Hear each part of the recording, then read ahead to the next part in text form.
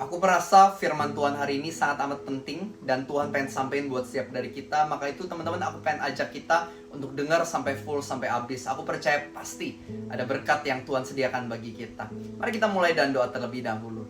Tuhan Yesus, hari ini kami berterima kasih Tuhan untuk setiap berkat anugerah yang sudah Engkau berikan.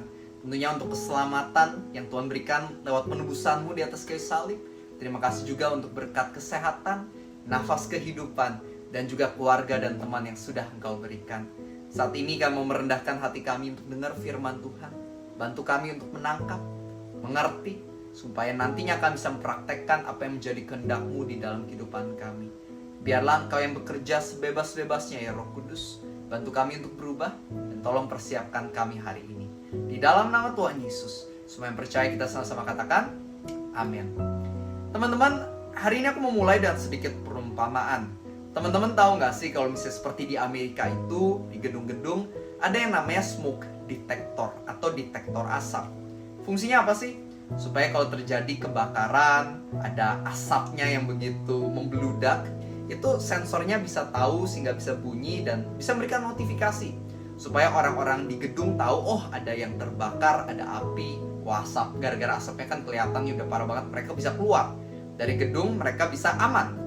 Intinya kan seperti itu ya. Nah tapi tahu nggak sih yang namanya gedung biasa bukan cuma ada pendeteksi asap, tapi ada juga carbon monoxide detector atau pendeteksi gas karbon monoksida.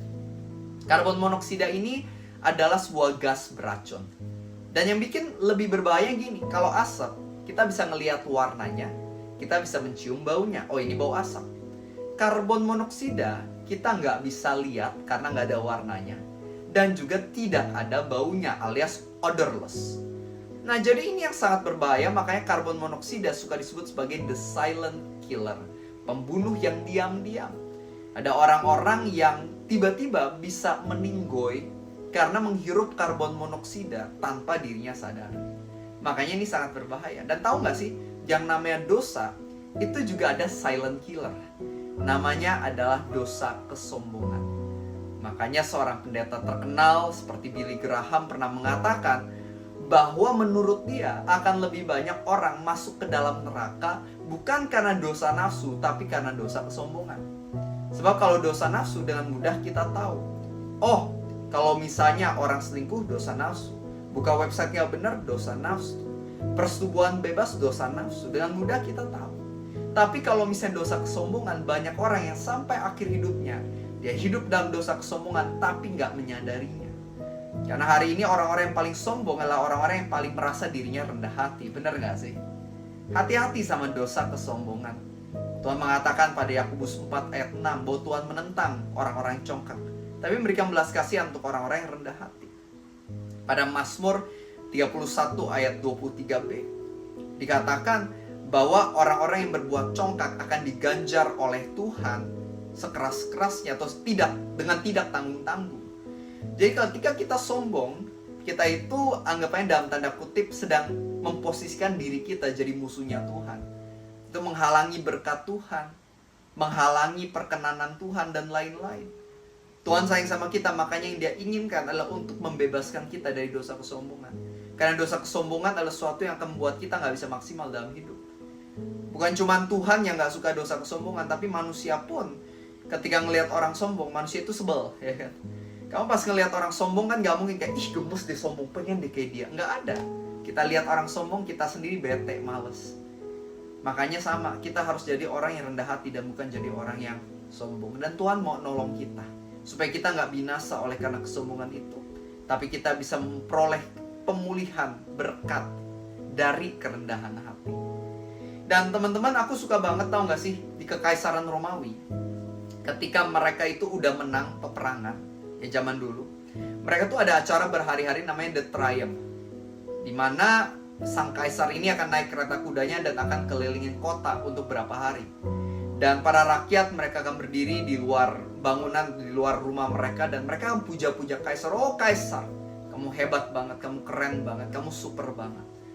Nah si kaisar ini ketika dia naik kereta kudanya, selagi dipuji oleh orang-orang, ada hambanya yang temenin dia. Hamba ini setidaknya punya dua tugas. Yang pertama adalah untuk pegangin mahkota kaisar. Karena berhari-hari kalau pakai mahkota itu nggak enak, berat, nggak nyaman. Jadi dipegangin, dan tugas yang kedua yang lebih unik lagi. Dia berbisik di telinga kaisar, memento mori, memento mori. Artinya adalah you are mortal. Kamu adalah manusia biasa. Untuk membantu si kaisar ini, jangan sampai pujian dari orang-orang menjadi sebuah racun yang membuat dirinya sombong dan hancur karena kesombongannya. Jadi ingatin, kamu tuh cuma manusia biasa yang nantinya juga akan meninggoy. Makanya nggak boleh tinggi hati. Sama halnya dalam hidup kita, ketahuilah kita manusia nggak tahu kapan kita akan berakhir hidupnya. Makanya jangan pernah sombong. Yang muda yang saat ini umur masih 20 tahun, mungkin aja cuma sampai 25 tahun. Kita nggak pernah tahu. Makanya jangan pernah sombong. Bisa aja kamu hari ini dapat mungkin berkat karena pekerjaanmu maju, kamu dapat Ferrari hari ini. Tapi mungkin aja besok umurmu sudah habis, Ferrarinya juga dinikmati kurang dari 24 jam. Ya balik lagi, makanya jangan pernah sombong, di dalam hidupmu terus rendah hati. Aku suka apa yang dikatakan oleh Wahyu 4 ayat 10-11. Dikatakan di surga waktu itu 24 tua-tua ini, mereka menerima mahkota karena pelayanan mereka yang baik.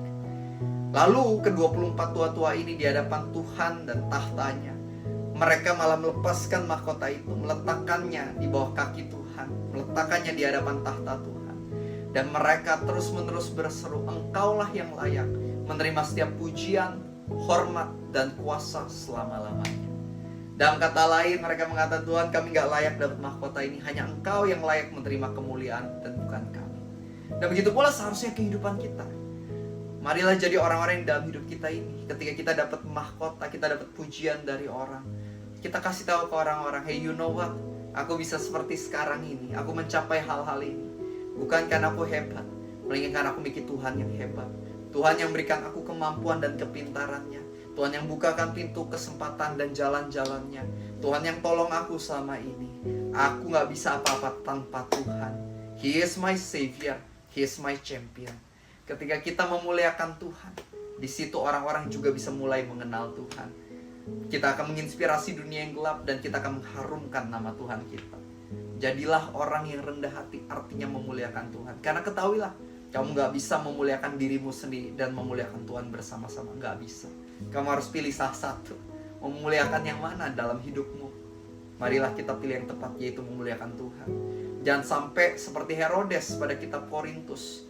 Dikatakan Herodes ketika dia berorasi, dia public speaking, saking bagusnya. Orang-orang puji dia, memuja dia. Wah, ini bukan suara manusia, ini suara Tuhan. Harusnya Herodes mengatakan, enggak, aku cuma manusia biasa sama kayak kalian semua, aku bukan Tuhan. Kan harusnya gitu. Tapi dia malah ambil semua pujian itu sehingga malaikat datang tampar dia mati di tempat dimakan oleh ulat dan cacing. Siapa di sini mau ditampar malaikat? Aku percaya nggak ada satupun dari kita kan yang mau ditampar malaikat. Maka itu yuk mulai hari ini, marilah kita fokus memuliakan Tuhan dan jangan mengambil kemuliaan bagi diri kita sendiri. Hiduplah dengan lebih rendah hati. Itulah kunci keberhasilan kita di mata kerajaan surga. Amin. Mari kita tutup dalam doa. Bapak yang baik, kami bersyukur banget untuk firman-Mu hari ini. Terima kasih udah ingetin kami kembali untuk tidak sombong. Berdoa agar firman ini sungguh-sungguh berakar, bertumbuh, dan berbuah dalam hidup kami. Jika ada di antara kami yang masih sombong, Tuhan tolong bantu kami supaya kami bisa aware, supaya kami bisa sadar, supaya kami bisa berubah dan bertobat. Bantu kami ya Tuhan, jadi orang yang semakin serupa dengan Yesus Kristus, yaitu pribadi yang penuh dengan kerendahan hati. Bantu kami ya Tuhan, untuk meletakkan pandangan kami kepada Kristus dan bukan diri sendiri, dan menolong sesama kami, supaya mereka juga bisa melihat Kristus lewat kehidupan kami. Kami berdoa biar Engkau yang terus tuntun hidup kami, dan biarlah hidup kami ini bisa menjadi dupa yang harum bagi kemuliaan nama-Mu. Di dalam nama Tuhan Yesus, semua yang percaya dan diberkati, kita sama-sama katakan amin. Teman-teman, thank you so much sudah dengerin sampai habis. Dan aku pengen ajak, kalau teman-teman belum subscribe, jangan lupa subscribe. Dan teman-teman aku pengen ajak kalian untuk share ke satu orang aja, atau satu grup aja, keluarga atau teman renungan firman ini, supaya kamu juga bisa menjadi saluran berkat dan saluran keselamatan bagi banyak orang lainnya. Dan teman-teman jangan lupa juga, kalau bisa kalian suka baca buku, pengen baca buku rohani aku ada nulis berapa buku rohani. Kalian bisa baca aja di kolom captionnya. Kalian bisa lihat itu linknya, klik di sana. Kalian bisa dapatkan, ada buku-buku aku, ada Grow in Love, Single Searching for Love, Bersama Tuhan dalam Badai, dan lain-lain. Semua yang bahasa Indonesia, dan aku percaya akan berkati kamu. Oke, itu aja info buat hari ini.